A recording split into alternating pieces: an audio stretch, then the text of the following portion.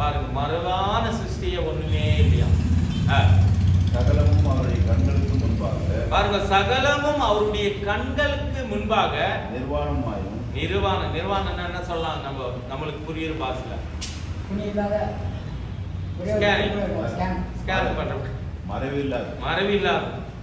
அவர் பார்வைக்கு எதுவுமே மறைவு இல்லை, எல்லாம் வெளிரங்கமா பாக்குறாரு. அவருக்கு எல்லாமே தெரியுதுன்றாருங்க. அப்போ அவருக்கு தெரியாது நம்ம என்ன பண்ணாலும் அவருக்கு தெரியும். நம்ம பாதப்படுறோம், நம்ம வீட்டுக்காரர் பிடிக்கிறாரு, நம்ம மனைவி பிடிக்கிறோமே, நம்ம பிள்ளைங்க பிடிக்கிறோமே, நமக்கு இருக்கிறவங்க பிடிக்கிறோமே அப்படின்னுட்டு நம்ம கவலைப்படுறோம். ஆனா கவலைப்படுறோம் கடைசி வரைக்குமே கவலைப்பட்டுனே இருக்கிறோம். நம்பிக்கை இல்லைங்க நம்ம பிள்ளைங்க மேல நம்மளுக்கு நம்பிக்கை இல்லை, நம்ம கனவு மேல நமக்கு நம்பிக்கை இல்லை. அதே நேரத்துல வசனத்தை மேல இன்னும் சொல்ல போனா நமக்கு நம்பிக்கை இல்லாதவங்களா தான் இருக்கிறோம். தேவன் பார்க்கிறாருங்க வெளிரங்கமா. அவர் பார்க்கிற பார்வையை எப்படிங்க இருக்குதுன்னா வெளிரங்கமா. மனுஷன் பார்க்கறாங்க. இன்னொரு வாட்டி வாசிக்கலாம், அந்த வாட்டி அதே பாருங்க, அதே வாசம் 13. அவருடைய பார்வைக்கு மறைவான சிருஷ்டி எதுனா இருக்குதான்னு பார்த்தோம்னா ஒன்றுமே இல்லை. தெலுங்குல வாசிங்க. మరియు ఆయన దృష్టికి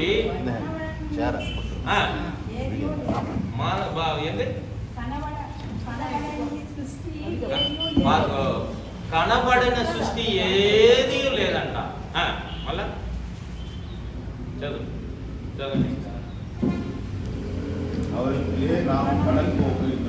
அவருக்கே நம்ம கணக்கு ஒப்பி எடுக்கணுமா பாருங்க.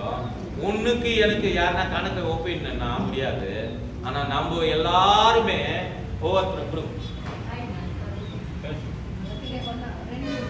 நாம் எல்லாருமே யாருக்கு கணக்கு ஒப்பிடணும்? தேவனுக்கு கணக்கு ஒப்பிடணும். அப்போ நாம்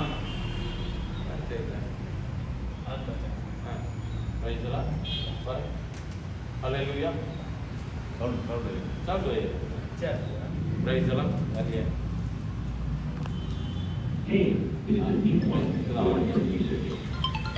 பாருங்க, நம்ம எல்லாருமே அவருக்கு கணக்கு ஒப்புவிக்க வேண்டியதா இருக்கிறது. அப்போ நாம் எல்லாரும் கூட தேவன் சமூகத்தில் என்ன பண்ணுமா? கணக்கு ஒப்பிடணும். எதுக்கு கணக்கு ஒப்பிடணும்னா நீ செய்த நான் செய்த எல்லா விஷயங்களும் தேவனுக்கு முன்பாக நாம் கணக்கு கொடுக்க வேண்டியதா இருக்கிறது. எல்லாத்துக்கும் கணக்கு கொடுக்கணும். நாம் செய்த ஒவ்வொரு பாவங்களுக்கு ஒருத்தர் பத்தி என்ன சொல்லணும்னா இந்த யோவான்ல 9ஆம் அதிகாரத்தை பார்க்கும்போது என்ன சொல்றாருன்னா, அங்க நீங்க செஞ்ச தாய் தகப்பன் செஞ்ச பாவமா இல்ல எங்களுடைய இந்த பையன் செஞ்ச பாவமா அப்படின்னு கேட்கும்போது ஒரு வார்த்தை சொல்லுவாங்க, தேவனே இவருக்குள்ள மகிமைப்பட வேண்டியதுக்காகவே இது நடந்தது என்றார். அப்ப வியாதி ஒரு வேளை நமக்கு வருது என்றால் அது தேவன் மகிமைக்காக கூட வரலாம். அதுக்காக நம்ம எந்த விஷயத்தையுமே நம்ம கவலைப்பட வேண்டியதில்லை, எல்லாம் தேவனுக்கு தெரியும்.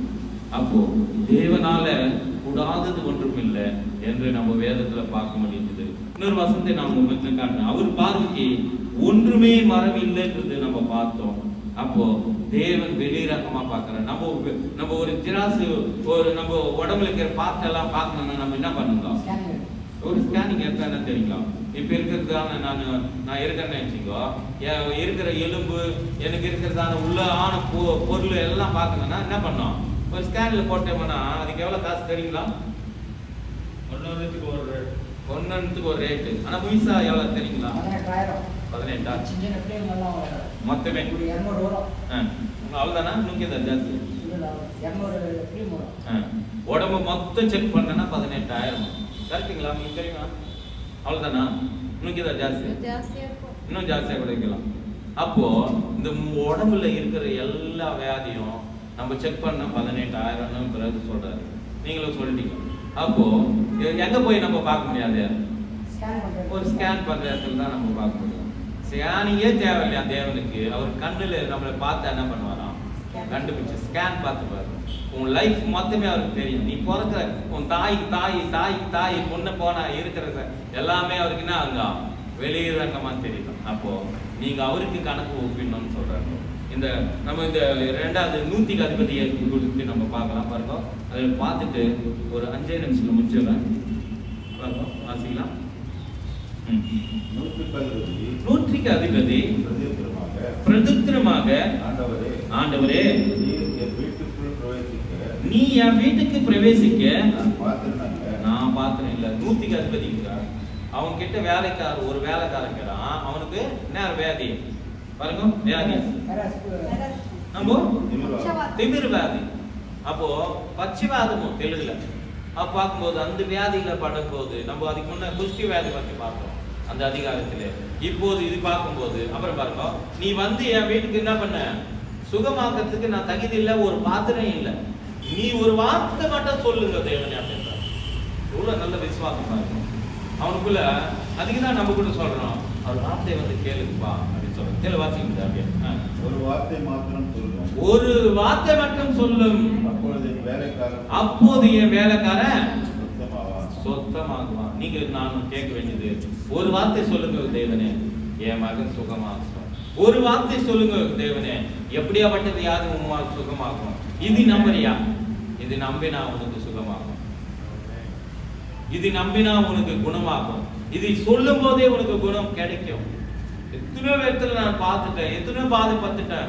நான் அப்ப 12 வருஷமான ஒரு ரத்த போக்கு சிறை கூட பத்தி நமக்கு பைபிள்ல நமக்கு சொல்லப்படுது. எங்கெங்கோ எவ்வளவோ செலவு பண்ணிட்டாங்க, ஆனா உங்க வஸ்திரத்தை நான் தொடுவேன். எல்லா ஜனங்க எல்லாம் போயிருக்கிறாங்க. ஒரு முன்ன வந்து கூட தைரியம் இல்லாதனால என்ன பண்ணிட்டாங்க, பின்னால வந்து நம் வஸ்திரத்தை தொட்டாங்க.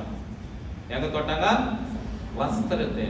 அது அவர் போட்டு இருக்கிற அங்கில ஒரு துணி, அந்த பின்னால் ஒரு துணியை வந்து சும்மா தொட்டாலாம், அவருக்குள்ள இருந்து ஒரு வல்லமை புறப்பட்டது, அவங்களை சுகமானது. அப்பத்திலிருந்து அந்த ரத்த போக்கே இல்லாத போச்சு. பக்கத்துல இருங்க அக்கத்துக்கு இருங்கெல்லாம் எப்படி நடந்துச்சு அப்படின்னு கேட்கறாங்க. அந்த மகள் சாட்சியா சொல்றாங்க. என்ன சொன்னாங்க தெரியுங்களா? இன்று நீ அப்ப கூப்பிடுறாங்க ஏசு, நீ வா மகளே, நீ வா அப்படின்னு. என்ன யார் தொட்டதுன்னு கேட்கறேன். இவ்வளவு பேர் போய் நீ சீசன் சொல்றாங்க, இவ்வளவு பேர் போயின்னுக்கிறாங்க, இவ்வளவு பேர்ல யாருன்னு உன்னை நான் சொல்றது அப்படின்னு கேட்கறாங்க. இல்ல, எனக்குள்ள இருந்து ஒரு வல்லமை போடப்பட்டது அப்படின்னு சொல்லும்போது அங்க அந்த மகள் ரொம்ப சமாதானம். இன்னும் நீ என்ன பண்ணாத, சமாதானத்தோடு போ. இன்று உனக்கு என்ன ஆயிடுச்சுங்க, அந்த வியாதி உனக்குள்ள இருந்து போனது. நமக்குள்ள இருந்து வியாதி போனா அவர் ஒரு வார்த்தை சொன்னால் போதும், நிச்சயமா நமக்கு என்ன ஆகுங்க. கீழே வாசிங்க, அங்க வாசிங்க, உடனே பாருங்க. அப்போ நான் எனக்கு அதிகாரிக்கு கீழ்ப்படிங்க மஸ்த பேர் இருக்கிறாங்க. எனக்கு கீழ்பட்டு இருக்கிறதான சேவகள்னா வேலைக்காரர் இருக்கிறார்கள். நான் ஒருவனை போவென்றால் போகிறான், நானே ஒருத்தனை போனா போவான். அப்படிப்பட்ட ஒரு அதிகாரியுடைய வீட்டுல ஒரு வியாதி பட்டவன் வந்திருக்கான், திமிர் வியாதி. அவனால் முடியல, ஏந்துக்கு முடியல. அவனுக்கு ரொம்ப பாதப்பட்டு ரொம்ப கஷ்டப்படுறான். அவங்க வீட்டுல எல்லாருமே ரொம்ப அவளியோடு ரொம்ப, அது தெலுங்குல சொல்ல போனா வாசிங்க தெலுங்குல என்ன பாருங்க, மிகுలు వాకులు పడి இருக்குங்களா? படிங்க படிங்க. నేను అధికారమునకు లోబడి వారను, என் கீழே எத்தனை வேலைக்காரர் இருக்கிறார்கள். நான் ஒருவனை ఒకరిని పొమ్మంటే పోతాడు, ఒకరిని రమ్మంటే వస్తాడు, ఒక దాసునికి నేను పని చేయమంటే చేస్తాడు అని ఉత్తరం ఇచ్చెను. యేసు ఈ మాటను విని ఆశ్చర్యపడ్డారు. నీ వెంట వచ్చుచున్నానని చూచి ఇశ్రాయేలులో ఎవరికైనాను விசுவாசத்தை இங்க காண்பிக்கிறார். இதுதாங்க நம்ம மேல, அவர் மேல நம்ம வைக்கிறதான விசுவாசம். தேவனே என்னை கொன்று போட்டாலும் உன் மேல நான் நம்பிக்கையா இருப்பேன். யார் சொன்னதுங்க இது? யார் சொன்னாங்க பைபிள்ல? யார் சொன்னாங்க? ஞாபகம், என்னை கொன்று போட்டாலும் பரவாயில்ல, உன் மேல நான் நம்பிக்கையா இருப்பேன். யார் சொன்னாங்க? யோபு. கரெக்டுங்களா? வசனம் இது. அப்போ யோபு என்னை, அவருக்கும் ஒரு வியாதி இருக்குங்க, உடம்பெல்லாம் என்ன இருக்குங்க, மொத்தம் என்ன இருக்கு, கொப்பளமா வந்துக்குது. அவர் சோர்ந்து நிற்கிறாருங்க, வெந்து போகுது, உச்சந்தால் முதல் உள்ளங்கால் வரைக்கும் வியாதிப்பட்ட ஒரு மனுஷன். அப்போ சொல்றாரு, மனைவி வந்து கேட்கிறார், இன்னும் கூட உன் உத்தமத்துல நிக்கிறியா? இன்னும் கூட நீ உண்மையா தேவன் என்று நம்புறியா அப்படின்னு கேட்டா, இல்ல அவர் என்னை கொன்று போட்டாலும் கூட பரவாயில்ல, நான் அவர் மேல் நம்பிக்கையா இருக்கேன்னு சொன்னேன். உன் வாழ்க்கைய வாழ்க்கையில அவர் மேல் நம்பிக்கை வச்சு பாருங்க, தேவன் என்று நாள் ஒன்று சொல்லுவாங்க. ஒரே கடைசியா ஒரு கதை மட்டும் நான் உங்க மத்தியில் சொல்றேன். ஒரு ஊர்ல ரொம்ப கஷ்டமான நிலைமையாம். அந்த ஊர்ல என்ன ப்ராப்ளம்னா, எல்லாருக்கும் ஜுரம். இந்த அதிகாரத்தில் கூட ஜுரத்தை பத்தி கூட வரும். ஒரு பேருடைய அத்தைக்கு உடம்பு சரியில்லை, உடனே அவர் போய் தொடுவார், சுகமாயிடும். இந்த அதிகாரம் மொத்தம் வியாதி பத்தியும் கஷ்டத்தை பத்தி தான் சொல்லப்பட்டிருக்கு. இந்த 8ஆம் அதிகாரத்தை நீங்க உடனே வீட்டுல ரொம்ப அதிகமா போய் படிங்க. அதே நான் இந்த கதை நான் சொல்லி முடிச்சிடறேன், ஏன்னா டைம் நமக்கு அதிகமா போய் நீங்க ரொம்ப நாள் பேசினா நினைக்கிறீங்களா? இந்த கதை மட்டும் நான் சொல்லி முடிச்சிடறேன். அப்போ பார்க்கும்போது ஒரு ஊர்ல என்ன ஆச்சுன்னா, அதிகமான ஃபீவர்னா அது முடியாத ஒரு ஜுரம், விஷ ஜுரம். அப்போ விஷ ஜுரத்துக்கு ஒரு ட்ரீட்மெண்ட்டை கண்டுபிடிக்கணும். ஒரு டாக்டர் கிட்ட ட்ரீட்மெண்ட் பண்ணாங்களே, ஏன் பார்த்தோம்னா 2 பேருக்கு 3 பேருக்கு இப்போ நம்ம கரோனா வந்து பார்த்தீங்களா, எல்லாருக்கும் தொத்து வியாதி மாதிரி எல்லாருக்கும் வியாதி வந்த மாதிரி அந்த ஊர்ல எல்லாருக்கும் ஜுரம் வந்துட்டு ரொம்ப கஷ்டப்பட்டுங்கிறாங்க. அந்த டாக்டர் கிட்ட ட்ரீட்மெண்ட் பண்ணா, இந்த பக்கம் பார்த்தாங்களா, அந்த வாரம் பார்த்த 10 பேர், இந்த பக்கம் பார்த்தா ஊர் மொத்தமே என்ன ஆயிடுச்சுங்க, ஜுரத்தினால கவலைப்பட்டு கொண்டு இருக்கும்போது, இந்த ஜுரத்தை எப்படியாவது நான் இது போக்கணும்னா இதுக்கு ஒரு ட்ரீட்மெண்ட் எடுக்கணும் இல்லைங்களா? அந்த ரத்தத்தை எடுத்துன்னு போய் என்ன பண்ணோம், செக் பண்ணி இது என்னதான் வியாதி அப்படின்னு கண்டுபிடிக்கணும்னா அது கண்டுபிடிக்கவே முடியாது. ஆனா நீங்க தண்ணியில நம்ம தண்ணி குடிக்க, அதுக்குதான் தண்ணி கூட நம்ம ஜுரம் வந்தா என்ன பண்றோம், தண்ணி வந்தா சுத்தண்ணி பண்ணி கொஞ்சம் சூடு பண்ணி குடிக்கும். அதுல இருக்கிறதான வைரஸ் என்ன ஆகும், செத்து போவேன். குடிக்கும் போது நம்மளுக்கு ஜுரம் வந்தாவே டாக்டரே சொல்றாங்க, என்ன சொல்றாங்க, சுத்தண்ணி நல்லா குடி, கொப்பளிச்சு குடி, இல்லை கட்டிக்கு நல்லா சுத்தண்ணி குடிங்க, நல்லா உங்களுக்கு ஆரோக்கியமா இருக்கும் அப்படின்னு சொல்றாங்க. ஜெலுப்பு எல்லாம் வந்தா கூட கரகரம் நம்ம வீட்டிலே நம்ம சொல்லிக்கிறோம், இது தெரிஞ்ச விஷயம் தான். அப்படி அங்க இருக்கிறதான டாக்டர் சொன்னாங்க, எப்படி இது வந்ததுன்னா, எங்கிருந்து உங்களுக்கு இந்த தண்ணி வருதுன்னா, ஒரு மலை மேலையா ரொம்ப உச்சி மேல, அந்த நீங்க அந்த கதை யாரும் கேட்டு இருக்கலாம்னு நினைக்கிறேன், இல்லை கேட்காதவங்க அது புதுசா இருக்கும், தேவனுக்கு பயன்பட்டாங்க.